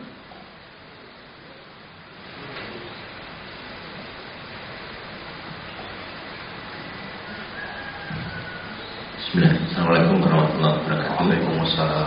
Mungkin hanya satu atau dua. Saya terpikir atau ingat Iran itu kan namanya Republik Islam Iran. Iran ya. Betul. Indonesia nggak ada kata Islam. Arab Saudi saya kata juga nggak ada kata Islam. Yang kalau disebut itu, saya jadi kepikir apakah itu bagian dari sebuah pengen dibilang bahwa itu memang Islam. Ya, pengen dibilang bahwa itu memang Islam. Karena saya coba memastikan aja, menyimak benang merahnya dari yang disampaikan Pak Ustaz. Itu yang pertama. Terus yang kedua, tadi kepo aja kan Hasan Hussein yang sering disebutkan Hussein. Itu dia menjadi trending gitu ya, karena aspek politiknya untuk mendapatkan justifikasi historis gitu ya. Ya. Nah, Hasan itu nggak sering muncul, itu apa kabarnya? Nah, terkait dengan proses peta konflik. Kalau saya menyimak penjelasan dari penggalan-penggalan Sirah Nabawiyah, memang upaya Rasul untuk kemudian menyatukan kan agar menjadi satu jamaah, dan kalau nggak salah ada hadis yang terpecah 70 gitu ya. Itu ada kaitannya nggak dengan ini?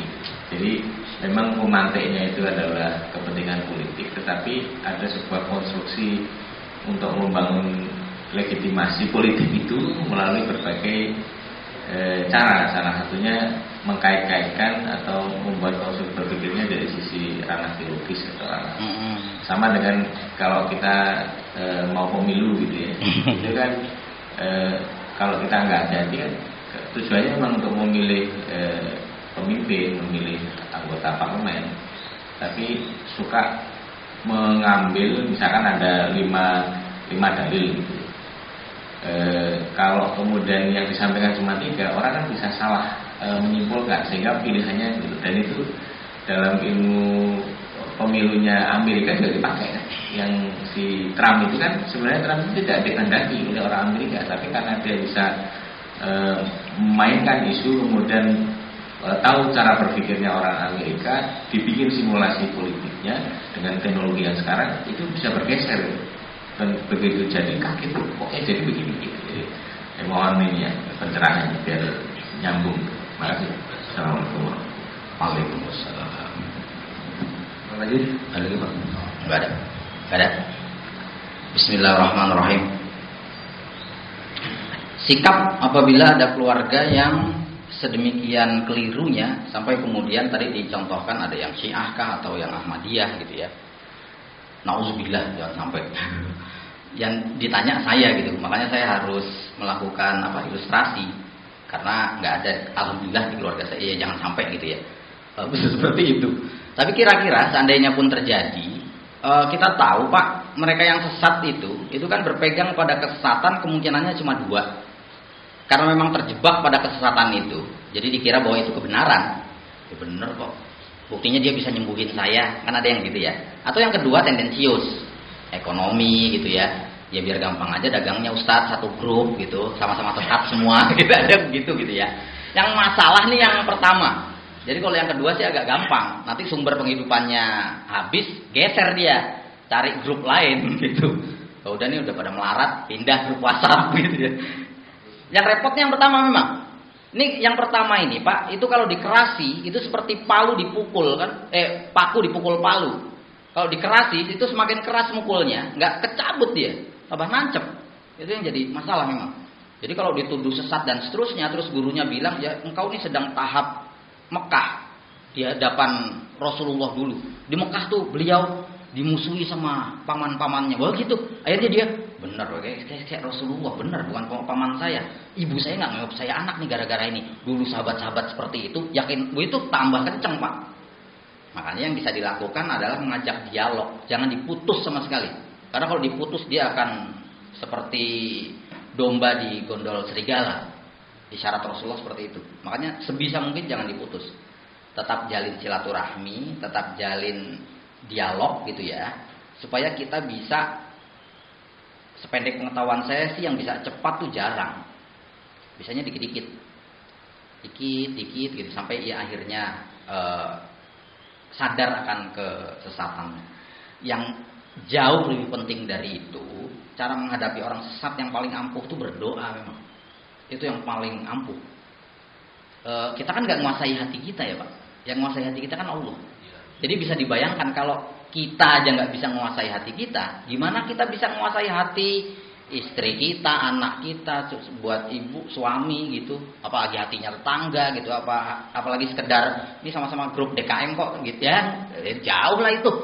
Kita hati kita aja nggak kuasa kok, apalagi orang lain. Makanya kita mohon ya muqallibal qulub, gitu. Sabit qulubana. Kalau repot dengan diri kita, sabit qalbi. Gitu. Itu yang dipanjatkan. Ya Allah, dia hambamu ya Allah, aku tahu tuh dia tulusnya kayak apa, sampai dia ninggalkan kerjaan tuh buat yang membela gurunya itu. Aku tahu dia sesat ya Allah, udah aku ajak ya nggak kena gitu. Ya kau tahulah betapa tulusnya dia gitu ya. Nah itu sampai di situ selesai sudah. Itu bagiannya Allah. Tapi pesan saya jangan diputus, karena kalau diputus habis dia akan seperti tadi dibawa oleh serigala jahat itu. Nauzubillah. Allahu a'lam. Yang berikutnya, iya memang itu. Jadi suka muncul pertanyaan gitu kan. Itu kan sahabat masih ada, tinggal dirujuk aja ke mereka gitu ya. Jangan lupa Pak, bahwa para sahabat berislam itu yang ada menyikapinya sebagai indoktrinasi gitu ya. Jadi udahlah pokoknya kalau begitu ya begitu. Itu ada. Tapi sangat banyak sahabat yang menyikapi Islam seperti layaknya orang Arab atau orang Baduy malah. Jadi dalam tanda kutip agak bandel-bandel dikit. Rasul, kenapa begini? Itu ada yang begitu. Jadi mendekatinya dengan rasionalitas, mendekatinya dengan alasan gitu ya. Ya kita tahulah itu ilustrasinya banyak. Rasul, mbok saya ini diajari bacaan yang singkat, pahalanya besar. Itu sahabat ada yang begitu Pak. Itu kan sikap kita banget. Itu kan saya banget ya. Jadi pengen amalan tuh sedikit, pahalanya besar gitu. Ya Allah nih Lailatul Qadar kena, impas lah semua dosa nih kehapus, lumayan gitu. Jadi niatnya gitu. Setelah Ramadan bubar dia, nggak ke masjid lagi. Emang udah nggak? Ya sudah itikaf 10 hari Ustaz, pasti kena tuh Lailatul Qadar salah satunya. Saldo saya masih banyak Ustaz. Antum tenang aja udah, nggak usah ngajak-ngajak ke masjid. Di sini nggak ada pasti mau hadir di rumah ya. Begitu Pak. Nah itu kan kita tahu tuh sikap-sikap seperti itu gitu ya. Apalagi latar belakang antropologinya ya. Jadi orang Arab seperti itu bentuknya, terasah begitu, nomaden hidupnya. Tribalismenya kuat, pembelaan terhadap kafilah gitu ya, kabilah dia, suku dia dan seterusnya itu tidak bisa dinafikan menjadi sikap mereka, termasuk ketika berislam. Sebagian besar sahabat tunduk patuh kepada Rasulullah, sebagian mereka ada yang berani bertanya kepada Rasulullah. Sisi positifnya nanti tradisi itu ketika diwariskan di masa berikutnya itu menjadikan Islam yang kuat. Bayangkan kalau Islam itu doktrinnya itu seperti dogma agama fulan. Gak usah tanya, tutup kuping, tutup telinga. Pokoknya kebenaran sejati, selesai udah. Itu mengerikan Pak. Jadi ketika nanti ulamanya bilang bukan, pusat alam semesta ini bukan bumi, tapi matahari. Atau pusatnya bukan matahari, tapi bumi. Dan seterusnya. terus yang membantah itu dipancung lehernya atau di macam-macam ya pada saat inkuisisi itu dilakukan, itu mengerikan kan gitu ya. Nggak diampuni oleh pusat agamanya itu, sampai baru kemarin disebutkan ilmuwan fulan diampuni atas paham heliosentrisnya gitu kan. Islam terhindar dari itu karena tradisi salafus saleh. Nggak bisa dipungkiri itu. Sayyidina Umar ada wabah, itu kan sikapnya rasional ya. Walaupun setelah itu dibetulkan oleh siapa yang nggak bisa miskin itu sahabat? Nah, Umar bin Auf itu kan. Aku pernah mendengar dalil ini dari Rasulullah. Alhamdulillah, ternyata benar keputusanku ini. Nah, berarti kan Umar kasarnya tebak-tebak manggis kan? Ini benar nggak ya? Gitu kan? Kasarnya seperti itu. Ya jauh lah kalau Umar tuh pernah nyambung ayat belum dengar dari Rasulullah, Umar pernah nyaut gitu ya. Jadi jauh lah. Tapi bahwa ternyata ada dalilnya gitu. Kejadiannya begitu. Itu tanda bahwa rasionalitas dikedepankan. Makanya adalah betul bahwa ada bagian dari agama kita yang bagian dari keimanan, rasio nggak ada wilayah di situ karena kita nggak bisa menjangkaunya. Tapi ya ada dong kawasan-kawasan di mana sangat rasional. Kenapa harus seperti itu? Dituntunnya begitu. Ya nggak jauh-jauh Pak. Kita menetapkan sholat waktu kita itu kan ilmiah banget ya. Posisi matahari di mana, titiknya di mana. Belum lagi penetapan awal bulan-bulan tertentu, Ramadan, itu kan ilmiah sekali gitu. Nah itu di situ peran rasionalitas dan itu diseimbangkan oleh Islam berlanjut. Alhasil, ketika kemudian muncul sikap seperti itu di masa tabi'in, taruhlah tabi'in gitu ya, masa itu wajar memang. Karena memang sampai batas tertentu kemerdekaan berpikir generasi Islam masa awal itu luar biasa hebat. Ya pasti jadi pisau bermata dua ya. Yang satu bagus karena itu memarakkan, menajamkan, menguatkan Islam melalui rasionalitas. Di satu sisi tentu ada sisi buruknya. Apa itu? Munculnya aliran-aliran tertentu yang mengeksploitasi dalil tertentu yang akhirnya diyakini oleh golongan tertentu sebagai kebenaran. Itu kira-kira penjelasan ilmiahnya gitu. Tapi kalau penjelasan teologisnya, ya itu udah kehendak Allah udah. Ya kan repot kalau gitu ya. Kenapa nanya gitu? Udah itu dari sananya dari Allah ya, selesai udah, nggak usah ngaji gitu. Wallahu a'lam. Yang berikutnya, wallahu a'lam juga Pak. Jadi ketika betul itu yang antum sampaikan itu. Jadi nanti ada dua, yang mulia adalah yang memerangi Khawarij gitu ya. Itu isyarat bahwa Ali lebih mulia, iya memang. Tapi kan itu tidak menjadikan Muawiyah nista. Gitu ya. Jadi kalau dinyatakan oh iya nih dua betul, tapi yang satu lebih mulia karena yang ini ternyata yang memerangi Khawarij. Oh iya begitu. Tapi ada batas ketika kemudian itu tidak membuat sahabat lain menjadi nista.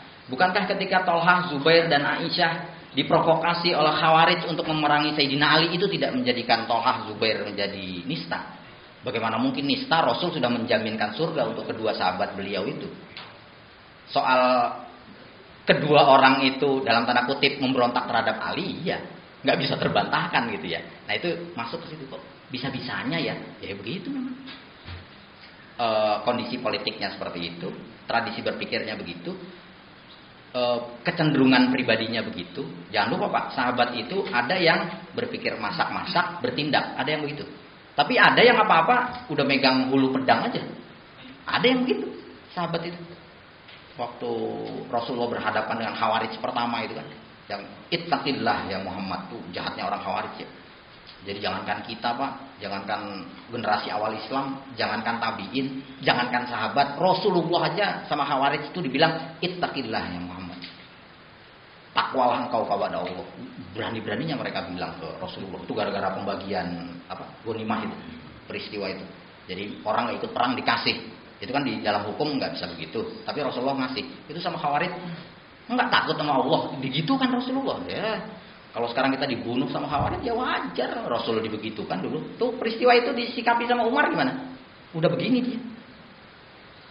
Kata Rasul, tenang-tenang gitu, kira-kira begitu ya. Cuma ya ada sahabat yang seperti itu tuh ada. Makanya ketika kemudian terjadi konflik itu, ya ada sahabat yang bersikap keras, tegas sampai akhirnya berefek pada konflik. Wallahu a'lam. penamaan Islamic Republic of Iran itu saya nggak tahu kalau bahasa Persianya itu apa ya. Jadi disebut Islamnya apa pengen diaku bisa jadi ya. Karena salah satu doktrin Syiah itu kan ada taqiyah ya, Bapak kita tahulah itu. Jadi menampakkan ketidaksyiahannya demi menyelamatkan akidah Syiah. Doktrin ini terasah berabad-abad karena kan mereka diburu, Pak. Jadi pembela Sayyidina Ali itu baik dasarnya kebaikan maupun karena kejebak sama Abdullah bin Sabah itu diburu di masa Bani Umayyah itu. Habis-habisan mereka. Makanya kebanyakan lari ke Yaman kan. Yaman itu terpencil, hampir ke laut gitu. Itu diburu karena mereka itu diburu. Karena luar biasa memang. Imam Syafi'i aja itu pernah dituduh Syiah. Karena sampai Imam Syafi'i menyatakan, karena posisi kita terhadap Ahlul Bait itu kan menghormati mereka gitu ya. Jangan pernah menistakan mereka. Pernah ada kejadian begitu, iya gitu ya. Tanpa mengkultuskan mereka. Kita yang Ahlus Sunnah begitu sikapnya. Tapi kan kemudian itu karena itu tadi banyak blundernya akhirnya memicu konflik berkepanjangan yang nggak habis sampai sekarang. Nah, ketika kemudian mereka yang mengikuti sekte itu berhasil mendirikan negara di tempat itu, kemudian disebut seperti itu, bisa jadi begitu untuk menunjukkan eksistensinya di tengah umat Islam. Karena nanti diketahui bahwa ada upaya mendekatkan Syiah dengan Ahlussunnah.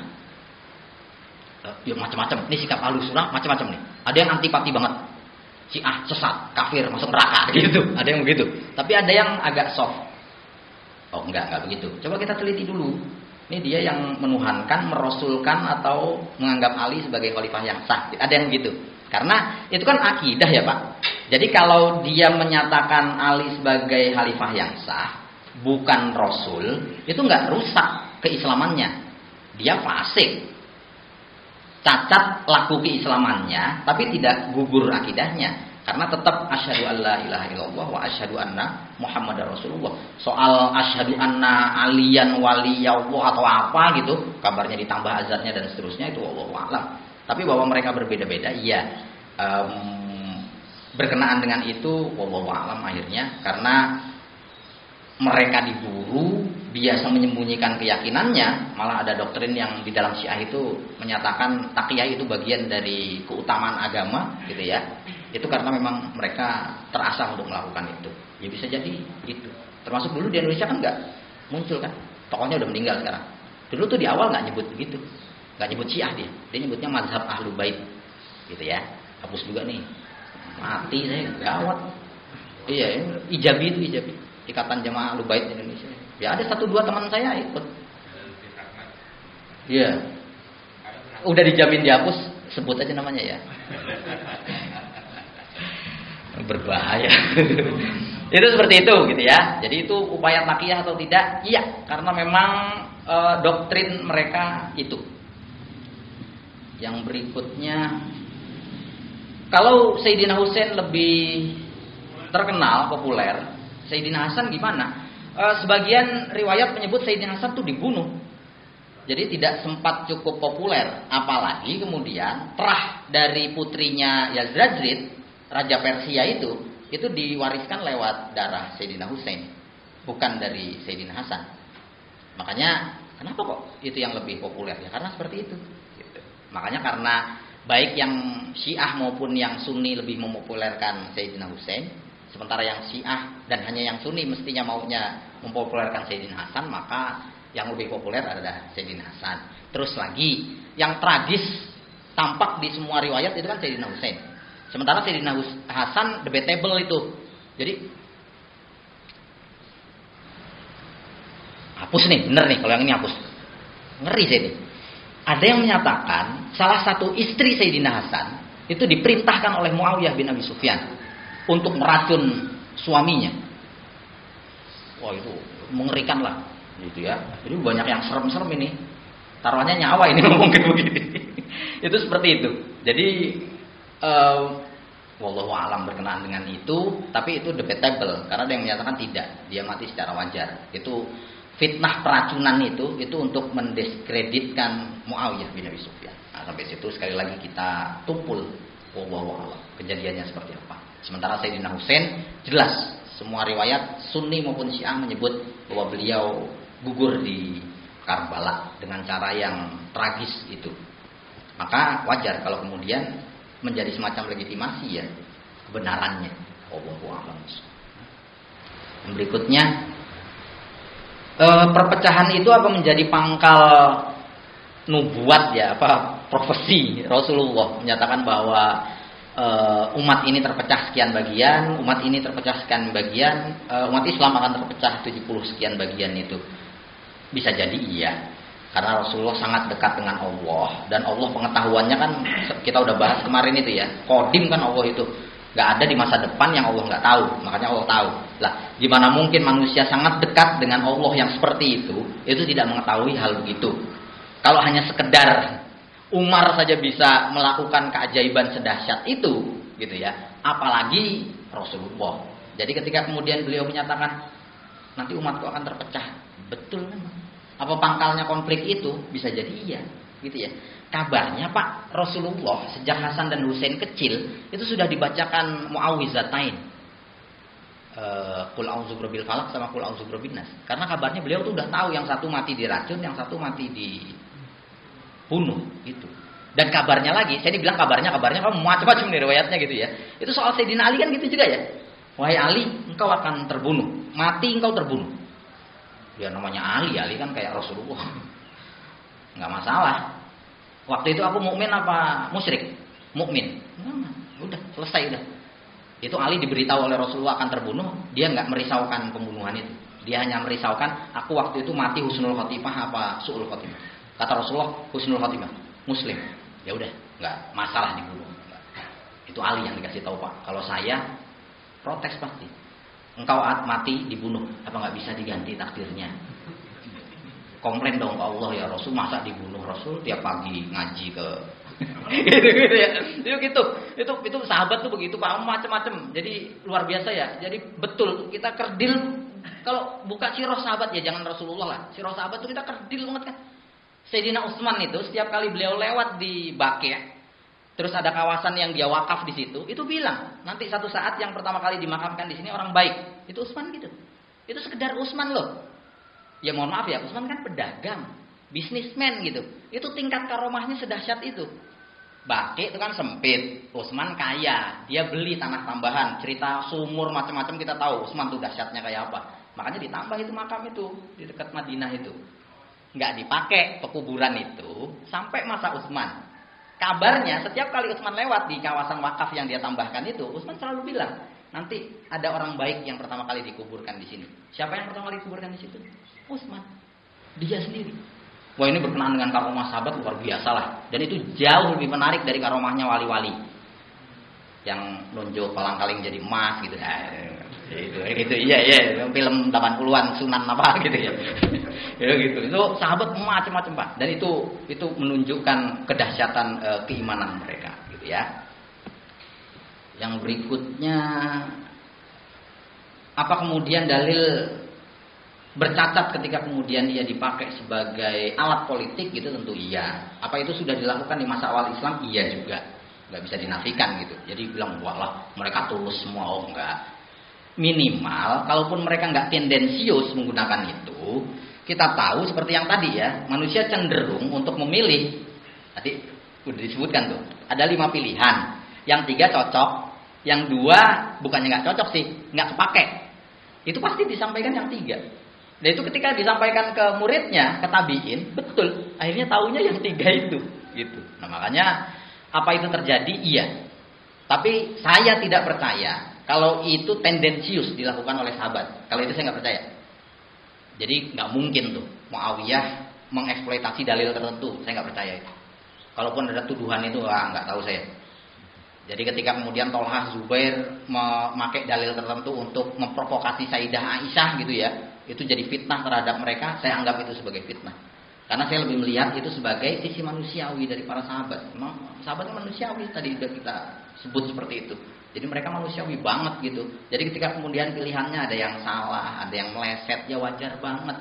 Kenapa? Rasulullahnya udah meninggal. ketika Rasulullah hidup aja itu tebakan sahabat ya kadang meleset. Kan kita tahu itu ya. Macam-macam lah. Ini saya berjunub. Ini gimana nih? Ada luka di kepala saya, masyhur tuh. Saya mandi apa tayamum mau guling-gulingan di debu kan gitu. Tebakan sahabat apa? Mandi. Orangnya mati. Kata Rasulullah, ya itu mati gara-gara kalian. Rasulullah bilang begitu. Lah berarti kan tebakannya salah. Apa karena itu sahabat bercacat? Tidak. Loh kok meleset tebakannya? Ya wajar karena sahabat itu bukan malaikat, manusia, dan manusia itu semua orang tahu mahallul khata' wan nisyan. Kalau nggak keliru, lupa. Itu dari dulu penyakitnya begitu gitu ya. Dan itu tidak mengecualikan sahabat dari kekurangan itu. Mereka semua radhiyallahu taala anhum wa radu anhu. Allah ridho kepada mereka, mereka ridho ke Allah.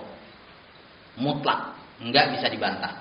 Tapi bahwa mereka manusia, maka tindakannya manusiawi, iya. Tindakan manusiawi itu yang kemudian memunculkan ekses-ekses gitu ya, yang tidak jarang negatif, yang tidak jarang jadi serius gitu dampaknya, terpecah belah dan seterusnya. Kita anggap itu sebagai keniscayaan sejarah. Allah sudah menakdirkan itu. Masya Allahu kana wa malam yasha lam yakun. Jadi hanya yang Allah kehendaki yang terjadi, Pak. Ya konflik itu, ya terbunuhnya itu, ya kecewanya kita. Kenapa di masa itu kok udah berkonflik sampai sekarang nggak kelar gitu ya? Bukannya rukun-rukun aja gitu ya? Masya Allahu kana. Apa yang terjadi itu pasti atas kehendak Allah. Karena wa malam yasha lam yakun. Nggak mungkin kalau Allah tuh nggak berkehendak itu bisa terjadi. Tinggal kita mengambil hikmah kan dari situ akhirnya. Oh iya, sisi manusiawinya, mengasah rasionalitas biar kita bersikap toleran, egaliter, tasamuh gitu ya, sampai batas-batas tertentu. Kalau sesat ya harus kita bilang sesat, nggak ikut ya kita doakan dan seterusnya. Itu menjadi poin akhirnya dimana kita sama-sama berlomba-lomba untuk membuat diri kita setia-setianya dengan kebenaran dan mengajak sebanyak mungkin orang untuk mengikuti kebenaran yang Allah ridhoi. Demikian kita tutup dengan doa kafaratul majlis. Subhanallahumma wa bihamdika nasyhadu an la ilaha illa anta nastaghfiruka wa natubu ilaik. Assalamualaikum warahmatullahi wabarakatuh.